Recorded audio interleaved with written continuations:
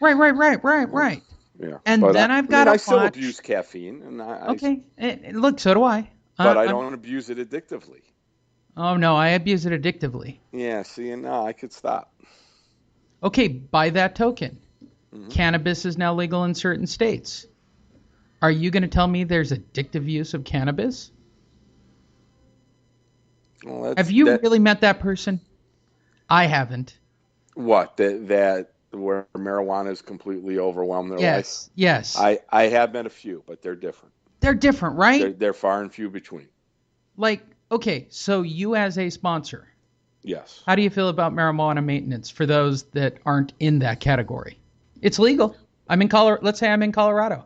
Yeah, or let's say even here in Arizona, you can Oh, get a medical California. card. It's pretty wide open here in California. Right, the medical cards. Well, I'm not a doctor, and do I consider them to be sober? No, Are but they if just as sober as somebody who's smoking a carton a day?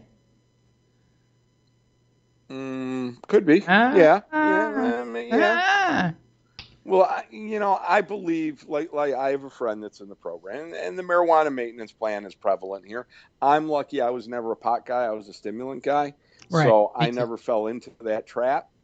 But I think it is a trap. But if I look at someone and they're stealing cars to get meth or crack, or they're drinking and they're crashing cars once a week, if they're just hanging out at home smoking weed and not doing any of that other stuff, good for them.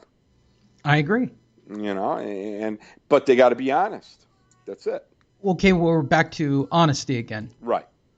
But if Right. you surround yourself with and I'm sure you have this in your group, the holier than thou pious group, Hmm.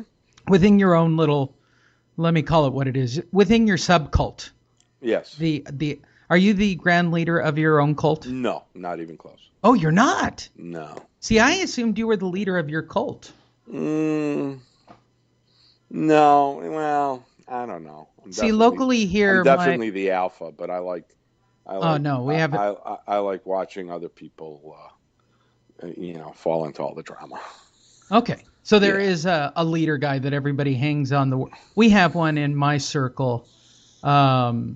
My circle just got mad at me. We did an intervention on one of our members that's taking tramadol, and she's like, "Well, it's not a narcotic," and I'm like, It "Well." is. I'm like, it doesn't matter. You brought pills into another addict's house, and they have children. That's bad. Yeah, I'm Yeah, like, that's the only bad side there. and then they say they're not doing them. So I'm like, okay, then you're selling them, but you were house sitting, you brought it into another addict's house, and they have kids. Yeah, I'm it's like, just I don't, yeah. I mean, all the other, drama and he said, she said, they said, we said, is irrelevant to me. okay. So following that, all those trains of thought, medication for the purposes of dual diagnosis and or clinically diagnosed situations. The infamous old school, if you're taking anything, it's a relapse. I am a dual diagnosed person. I have no issue saying that I take my stuff for my depression.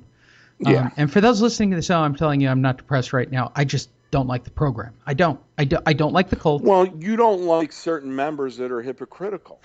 I hate the hypocrisy. Because I hate the hypocrisy. come on, if you go back to the the good old But isn't that timers with step Bill one at W. its core? I mean, he was Isn't that he was dropping acid the whole time he wrote the big book. Oh, he was cheating on his wife. Come on, he was cheating on his wife. Yeah, that too.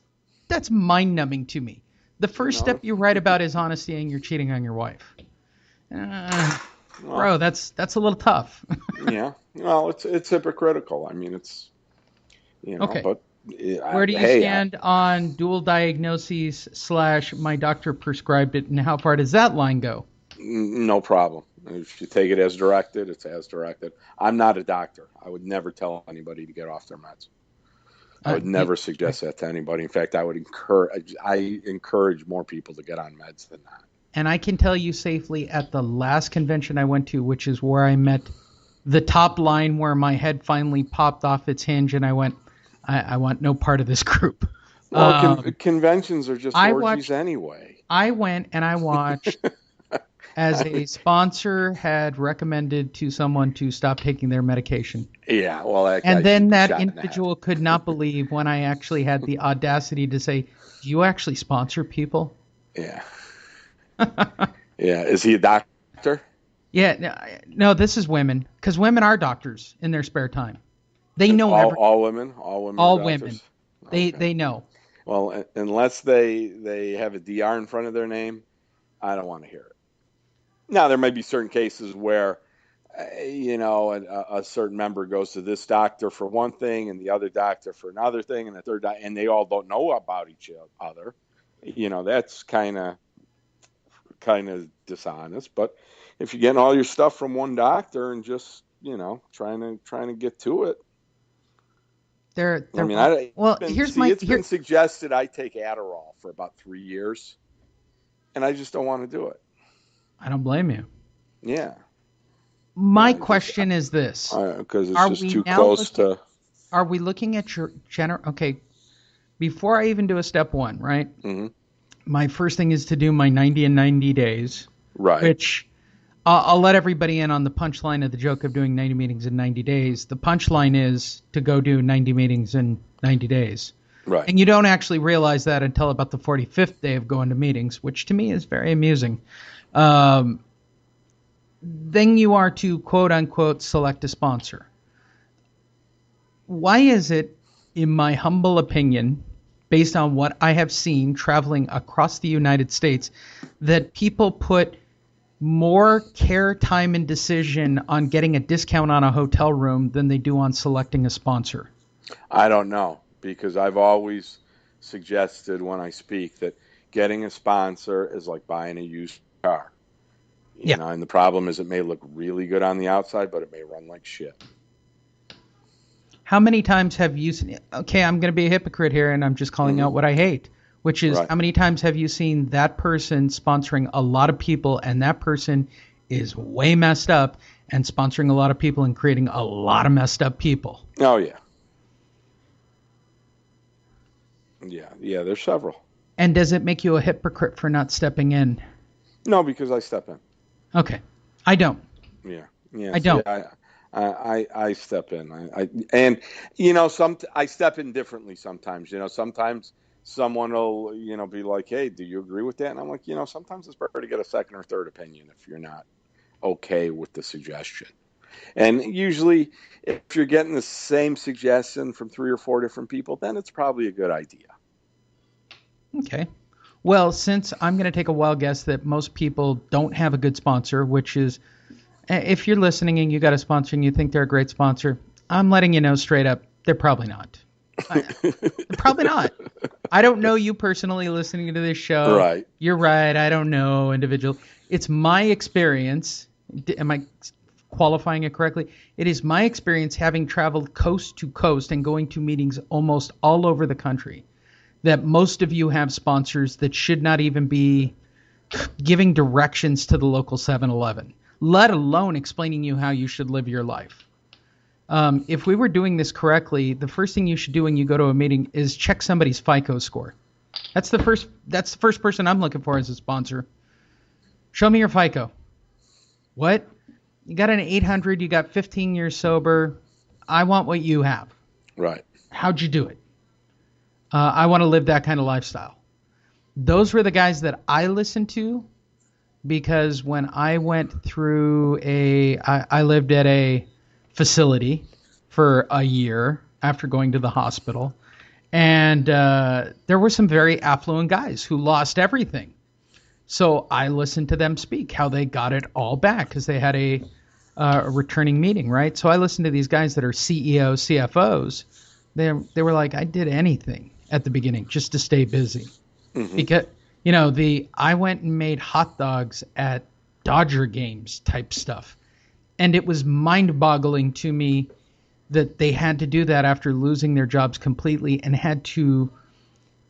is really at the core of starting with step 1. Okay, you got to be honest and you got to do all the inventory stuff. But from the very beginning of getting sober, is it learning how to be fairly institutionalized and learning how to be a normal human?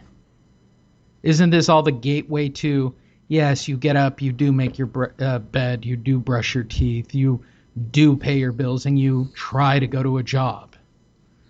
Isn't that ultimately what we're trying to carve ourselves into? Yes, to become a productive member of society. Okay. To do that, the first task within step one is to go through the consequences of what we have done.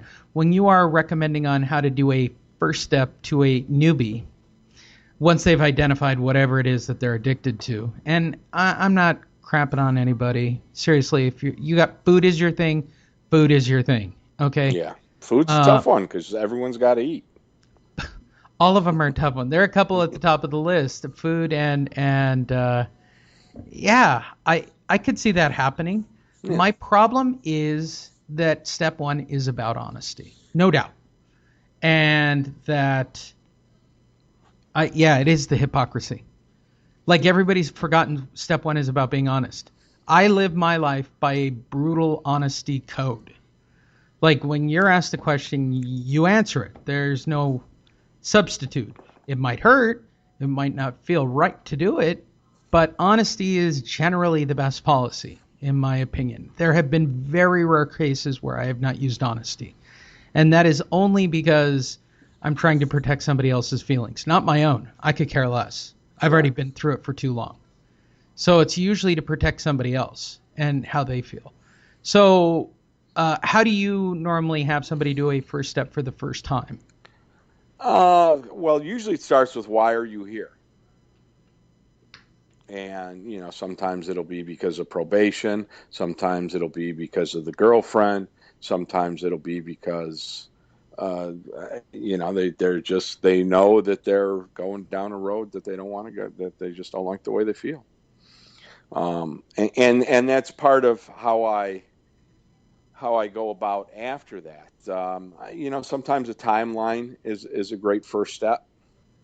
I'm from the old school. I've seen like NA workbooks.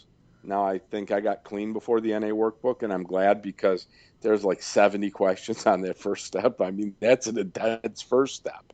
I mean, to me, my first step is I can't do this anymore. Yeah.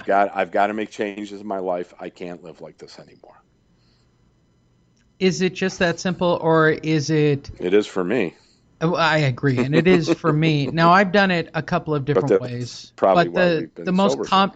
I agree. The general consensus that I have seen for a first step is generally writing out a drunkalog, timelining from the start to the last. Is that pretty much your understanding? Yeah. I mean, there's goods and bads, but there's big events. Like for me, it was all the times I should have died.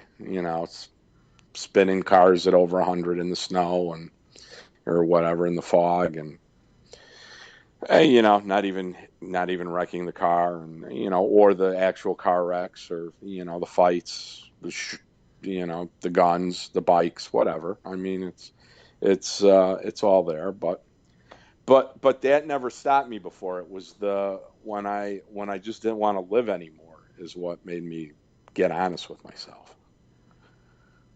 Okay. So here's my big question. And I can go through these individually, but the one overwhelming thing about the program that I don't enjoy the most is that it's basically a religion. It is to many. I'd say 9 out of 10 people treat the program like it's a religion. Would you not agree? Are you Yes only and gonna no, because are you only putting it there's at 80%? well, first of all, I mean, I'll be the first one to admit it's a cult. Yes, But it is. but there's other things that are cults out there that we don't know. I mean, Bloods and Crips are cults. The Hell's Angels and the Vagos are cults.